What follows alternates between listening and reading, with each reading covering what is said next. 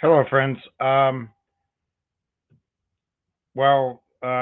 The people who are going to watch this initially are going to be people who have been my friends for many years, many decades, even. I'm 45. I've been around the blue marble a few bits of, uh, you know, I've done enough travel to have, just by being in the Navy, I circumnavigated the Earth 3 times. That's kind of cool, I think. But I retired from the military a couple years ago, and I did defense contract work. I did federal contract work on a remote basis, on a part-time basis, with a small outfit up in the district. The district being Washington D.C. If you live in the area, you call it the district. So those jobs kind of fell apart. Um, I left the full-time job. And about a month later, I got laid off from the part time job because I was the only guy who didn't have a law degree or an engineering degree. I mean, I don't think it was anything I did wrong. It's just kind of what happens. Although I do have suspicions. The guy was trying to find reasons to can me from the full time position as a contractor. I suspect he looked at my LinkedIn, contacted my other company, and got me fired that way. Uh, but since then, I've had a bunch of other jobs, and well, I keep applying for jobs, and maybe I'm going to hit one that's got some pay dirt. But what am I going to do for the rest of my life? That's a problem that a lot of people leaving the military have to struggle with. My wife has struggled with that for the better part of 20 years because she didn't serve in the military all that long. I served for a full 20 years and some change. So I got a pension. I got disability. She gets even more disability because she's more disabled than I am. But, you know, but actually, she's right here in the room. Come on over here, Wendy. Talk about it. I'm making a video right now, sweetie. Do you have a couple minutes to say hi? I'm just talking about what it was like to be in the military and what it's like to be a disabled vet because we are both disabled vets. Hello. Say something. Hi. No, say something more. What do you want me to I don't know. You came in when I was in the middle of something. say? Okay. Um, What was it like when you were in the military? Structured and regimented. You always knew what to do. Yeah, I missed that. Yeah. And what else? You had a purpose. Yeah, we did have purpose. And what was our purpose? It was our job, right? Hmm. You were the commo on the Sacramento. I was the um, race division officer on the bridge and later became second division officer. But we had purpose and everything. I have to go. So, what do you miss about purpose? I don't miss purpose. What I miss is the ease with which we had or could find our purpose in the military. Just a little harder on the civilian side.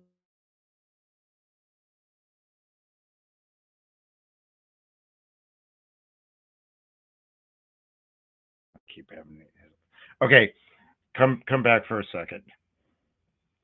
Okay, so what was it like when you could work as hard or as little as you wanted to, but you got the exact same paycheck for your years of experience in your pay grade?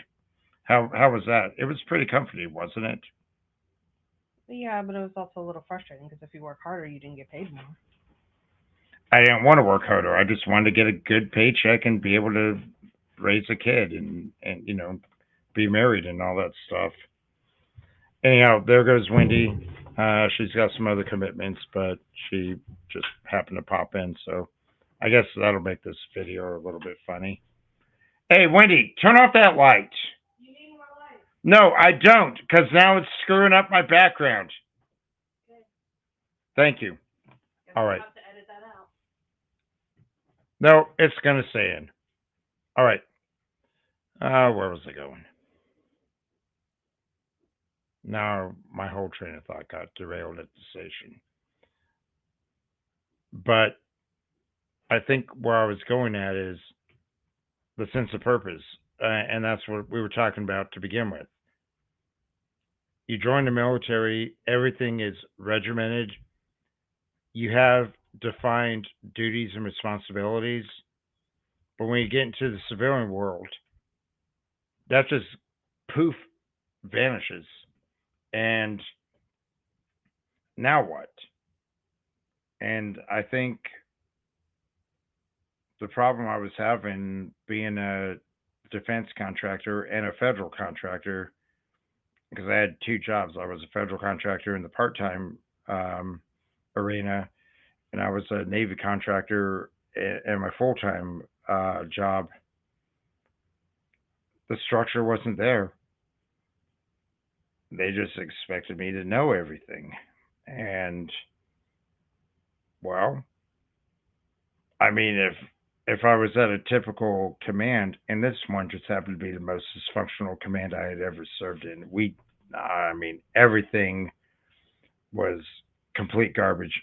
Worst command environment I had ever been in. Now, it wasn't the admiral's fault. The admiral's he's a really nice guy. It wasn't the chief of staff's problem. Really nice guy. It was more at the at the office code level. So I was an N7, right? Napoleonic code. So 7 is training and readiness, right? So I was doing that, and I, as a contractor, had no authority to actually make anybody or have any recourse to compel people to complete their training. I just monitored what they were doing.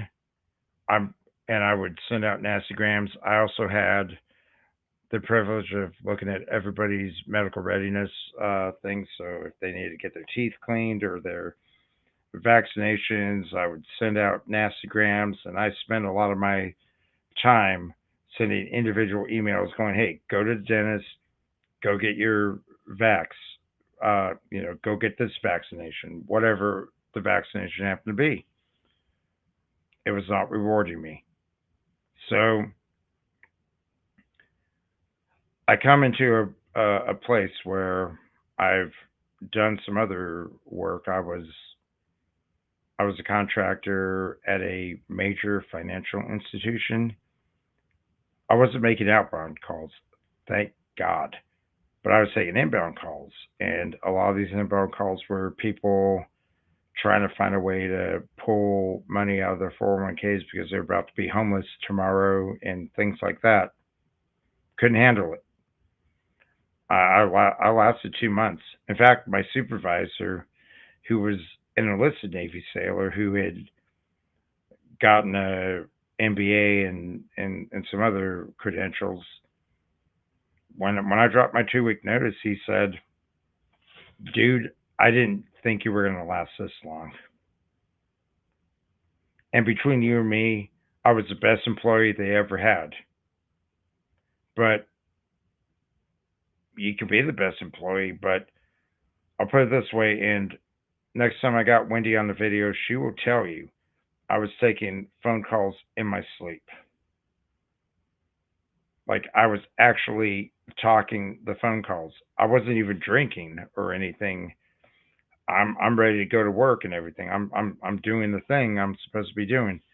But I'm there lying in bed taking these phone calls, and then she's waking me up and going, "Why are you taking phone calls in your sleep?" Like the whole greeting, the whole recommend you take the survey to rate the quality of my professionalism and all those other things. I passed the course They told me straight up not to tell anybody else, but I was the best one they ever had. Best candidate. Well, here I am being 45 years old trying to, figure out what I'm going to do with the rest of my life. But you know what? After I left that job, taking the calls in my sleep ceased immediately. But yeah, I was coming home. I was wearing all this on my back, and if you even if you're good at the job, I mean, being there, I mean, it was a nice environment and everything. Everybody was friendly. I mean, they were really nice people. I mean, I actually kind of enjoyed it, but that whole thing about taking on that level of responsibility, or this comes on my shoulders, and I'm looking at the company specific 401k plans, and I'm trying to, because they're all different. I mean, our biggest clients were two major grocery store chains.